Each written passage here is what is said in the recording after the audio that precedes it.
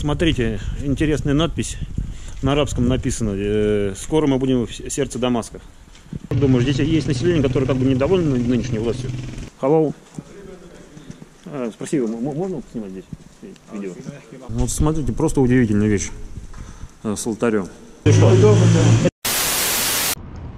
Всем привет! В прошлых своих видео я вам показал, условно говоря, хорошую Сирию, ее столицу Дамаск. Люди, в котором живут обыденной жизнью, ходят в кафе, рестораны, ночные клубы. Очень гостеприимны к русским.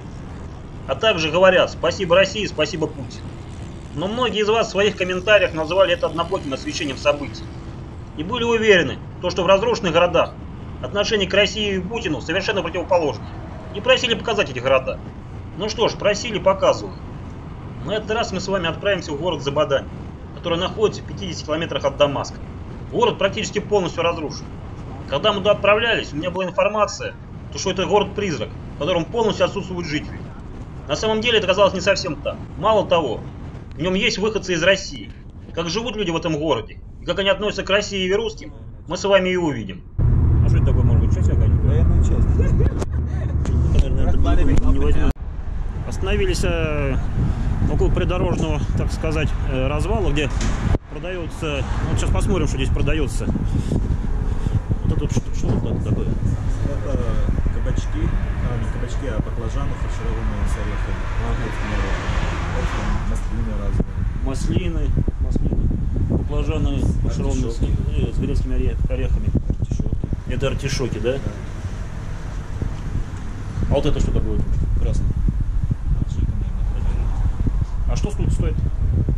Что именно? Ну вот, хоть артишоки, например, вот это. Эшель, ингинар, 5 штук, 4 килограмма. 5000 лир, 4 килограмма. Это сколько долларов? 10 долларов. Это, например, уксус яблочный, вот это все. Яблочный уксус. А вот это зеленый что такое? Это шарики. Вот это, которое косичка. Да, косичка. Это сыр в масле. Это сыр в масле такой. Это можно надо купить, попробовать такое. Шарики с йогуртом тоже в масле. Шарики с йогуртом в масле. Это то же самое, только без. Ну здорово, интересно. Вот это такие вещи надо попробовать. Виноградные листья. Виноградные листья маринованные. А какого они вкус, соленый или сладкий? Не, их не так, просто едят, их фаршируют рисом, делают как этот долма. Понятно. Когда мы прибыли в город и поняли, что в нем живут люди, мой сирийский товарищ совсем не торопился выходить из машины, а хотел осмотреть город из окна автомобиля. Но я все-таки настоял на том, чтобы мы вышли из машины и пешком осмотрели город. После того, как мы вышли из машины, он совсем не горел желанием общаться с местным населением. Как впоследствии оказалось, причина стояла в следующем. При освобождении города наибольший урон ему нанесли правительственные силы. И он опасался негативного отношения со стороны местных жителей. А тем более, если бы узнали, что я из России. Поэтому мне самому приходилось проявлять инициативу при общении с местными жителями. А моего сирийского товарища привлекать в качестве переводчика по ходу дела. Ну а вы, соответственно, в данном видео сами увидите все отношение местных жителей к нам, ну и в частности к русским.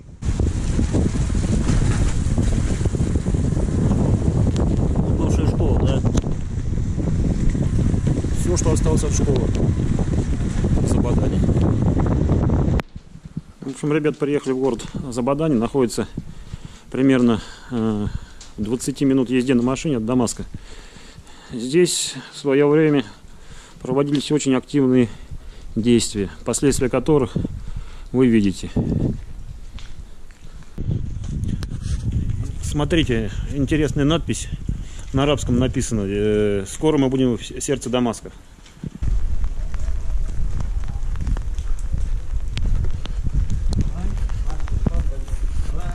Hello.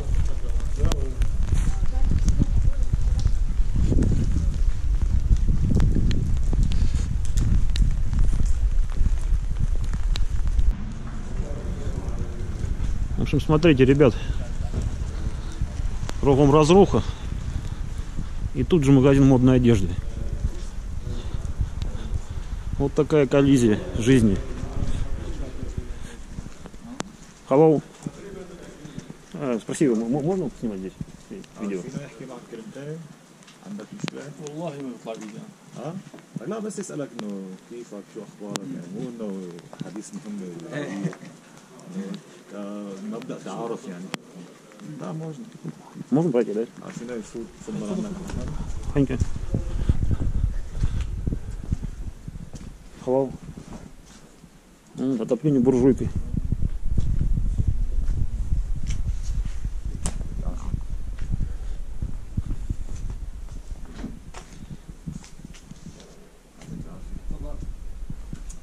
هون من روسيا مراسل حربي قال إذا ممكن يحكي معكم كلمتين شلونك شو أخبارك؟ الله يبارك فيك يا رب. Что он сказал? говорит, ну добро пожаловать.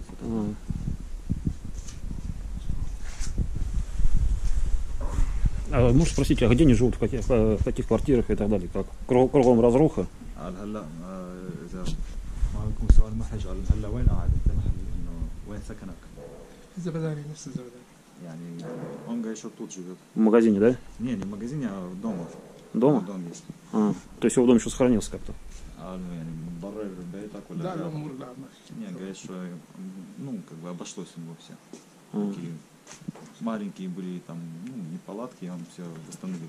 Как бы уже полгода прошло, так уже к жизни все вернулось. Думаешь, здесь есть население, которое как бы недовольно нынешней властью? Ну, раньше, когда было основные военные действия, то был как бы народ 50 на 50. Кто был за власть, а кто был против власти. Ну а сейчас уже почти все, ну, кто был против власти, это боевики. Боевики, кто погиб, кого повывозили отсюда. А местные жители, они как бы более лояльно относятся к власти. Ну а вот сейчас остались, вот как-то, на твой взгляд, люди, которые... Ну, они остались, но даже Дамаск есть. Как бы спящие эти, ну, Понятно. спящие силы. Иногда в Дамаске там где-то 2 недели назад произошел взрыв. Ну, маленький, небольшой, но взрыв произошел. Когда-то это была церковь.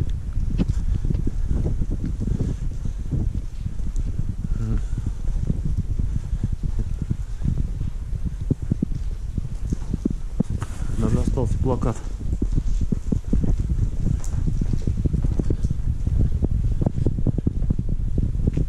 И алтарь еще цел. Вот силу Господа.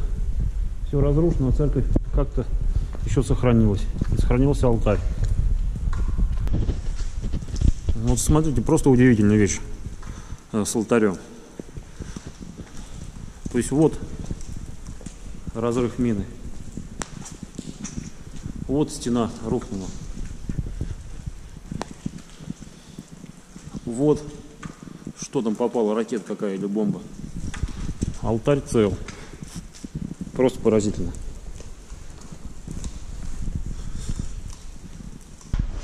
На возвышенность, чтобы с высоты увидеть масштаб разрушений.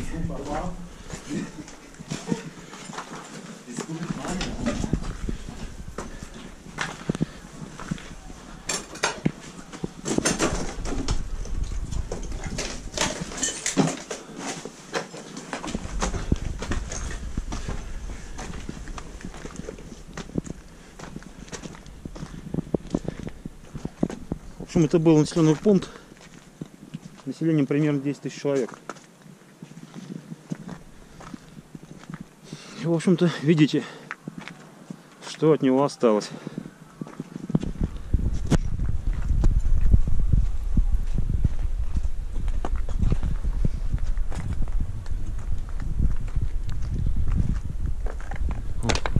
Радуга.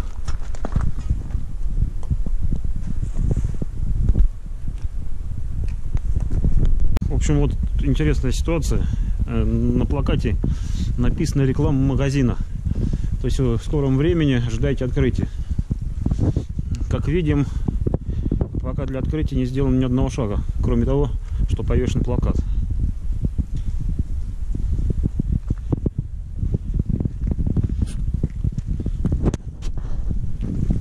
А вот еще модный магазин уже открылся. Интересно видеть среди разрухи такие признаки цивилизации и жизни. Все-таки постепенно жизнь берет свое, рано или поздно. Блядь. Этот мужчина пообещал нас отвезти к женщине-врачу, которая училась в России. А это больница здесь или что? Или ее дом? Ее клиника. Это ее клиника, то есть это рабочая клиника. Да,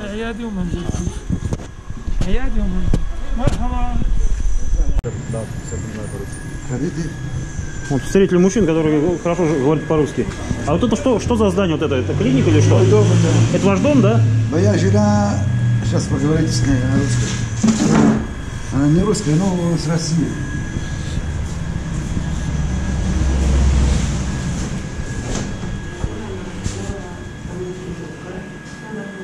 Секунду, сейчас я позову. Хорошо, хорошо.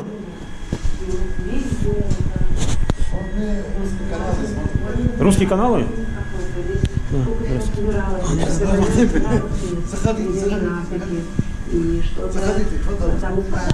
Здрасте. Русские ребята. Вот. Смотрите. Русские ребята, говорю. Здравствуйте. Проходите. О, Здрасте, здрасте. Проходите. Смотрите, сколько радости. Проходите. Вот смотрите, вот русский канал смотрит.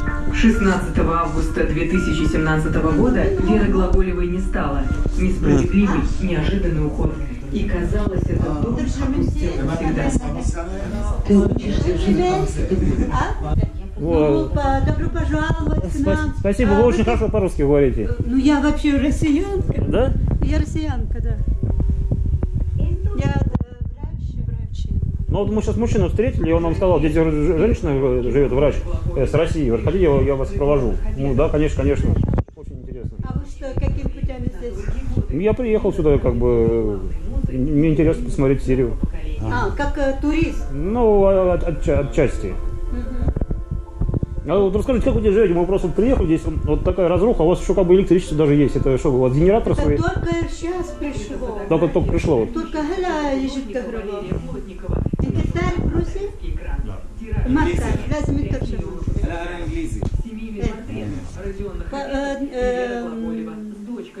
Ну, Забадание, оно где-то 7 лет оно было, люди не жили здесь. И в этом доме тоже мы не жили. Только сейчас 1,5 года живем. Кое-как отремонтировали, он весь разбитый был. То есть это, я думаю, вам просто повезло, что не попало. Мы здесь огромные деньги Меньше, вложили. чем другие. Огромные деньги вложили, где-то, наверное, более 3 миллионов сирийских лир положили, чтобы можно находиться. Ну да, ну мы сейчас погуляли немножко, смотрим, как бы жизнь потихоньку возвращается. То есть да, магазин что-то открывается, парикмахерская работает. Да. А нет, сразу. Бас машаллах, это Ахель Сурин, они машаллах. Такие... Ну, сейчас он не поймет. А то люлята Аллах. Они, это дети Бога. Фи ктыр, тавкиру салими. أنا شفت كيف عايشين مثلا بروسيا ما يقدروا هيك наши россияне не смогли бы так. Ну, Во-первых, они, знаете, ауши мабишраву. ну в 40-х годах смогли. Потом, вы знаете, تقليدية. بتنام إنسان وبعدين تعطيله وهو نايم تعطيله عمر يله وهو بعدين بيفتح عيونه وبيمشي مثل الناس. هذا بروسي بيقولوا الزومبي. То, что это произошло, здесь это какое-то зомбирование.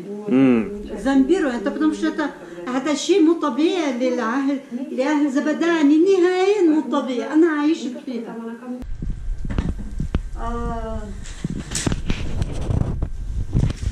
Вот мне интересно, какими путями вы здесь?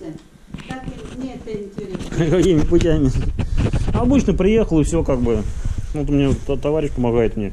Как бы там сделал приглашение и... Наверное, как бизнес, да? Бизнес, да? Да нет. Обычное приглашение не сделал, как бы на границе посмотрели, как приглашение от него. Позвонили. Сюда даже родственники не хотят приезжать, например, мои родственники не хотят приезжать. Боятся. А мафия сукар. Да, мафия сукар. Пусть пока.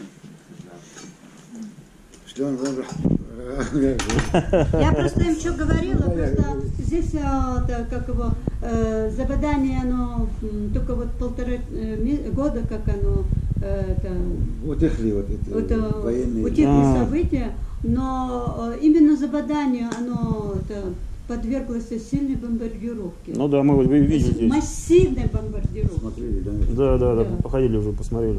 وين كنتوا حتى فوق يعني ولا في شيء؟ Ну а сколько сейчас населения вот, примерно в Забадане? Сколько человек? Сейчас? Да, 100 может, или 1000. Было 25, было. Ну это в мирное время. 35.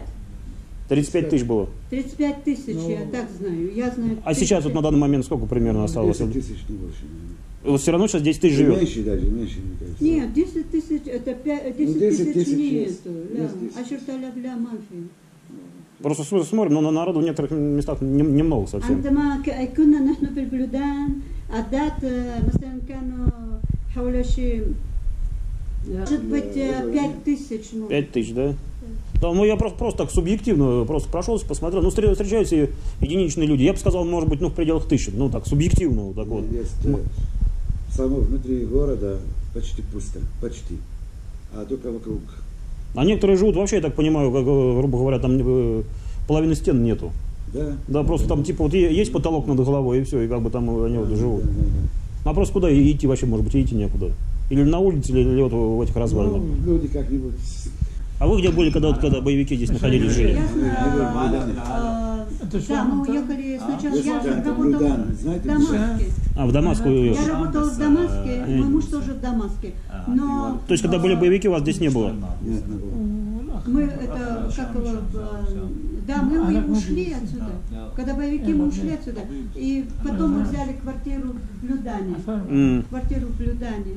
И находились там практически. Да. Я потом уехала. Я уехала в 2015 году, и почти на 2 года я уехала. Ну а вот люди вот что рассказывают, когда вот здесь были боевики, как они вот себя вели? То есть, Боевики? да, вот.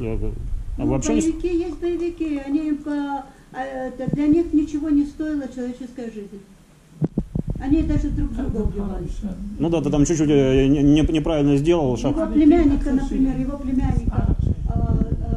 он должен был пойти, то есть он должен пойти оформить документы на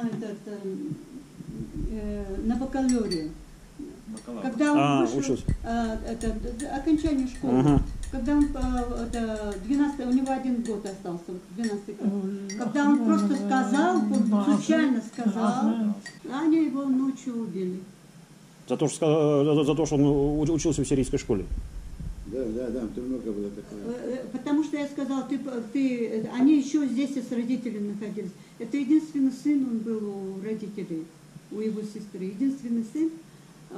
Мальчиков не было. Это очень важно. Для Сирии это очень важно. Когда мальчик, это в России как-то одинаково. Мальчик, девочка. Это нет такой сильной вот это акцента. Да. А вот для Сирии это очень важно, чтобы был мальчик.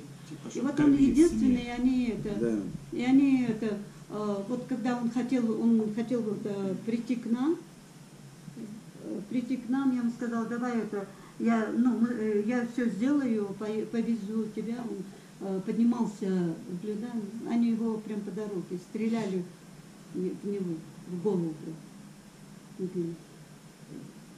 Они друг друга, вот как только знали, что это он ребенок. Они не хотели, чтобы кто-то уходил отсюда. Никого не упускали. Да. Чтобы как, знаете, как щит. Как щит, живой щит, да. Щит, как щит. В общем, короче, вы знаете, здесь вот такое было, вот какой-то так было прямо. Тяжело было.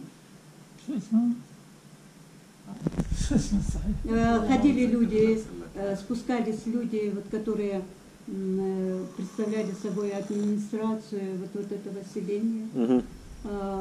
Не однажды ходили, они убивали на переговоры. Просто приходили на переговоры, на переговорах их убивали. В самом начале у них были такие огромные средства, давали им денег очень много. Они купили себе джип. Это в самом начале. Он взорвался, этот джип, вместе со многими, кто там был. И люди ходили и говорили, это большой знак от Бога, и вы должны это, мол, прекращать эту войну. Это большое. И тем не менее они все равно, конечно, те, кто к ним шел вот на эти переговоры, они тоже убивали. Убивали, в общем, все, кто только вот им... Потому что я говорю, у них была программа. Мне рассказывали даже, когда, например, какая-то личность, например, к ним пришла на переговоры, находится у них. Они прям в это время звонили вот это, где-то вот там. Вышестоящие, да. Вне Сирии, да. И вот говорили, вот так, и говорили... Понятно. Да. То есть само население Забадани, оно старалось, чтобы пойти на переговоры, чтобы те одумались. Ну, мне кажется, таких людей уговорить невозможно одуматься. Они, наверное, не понимали сначала, что это за люди.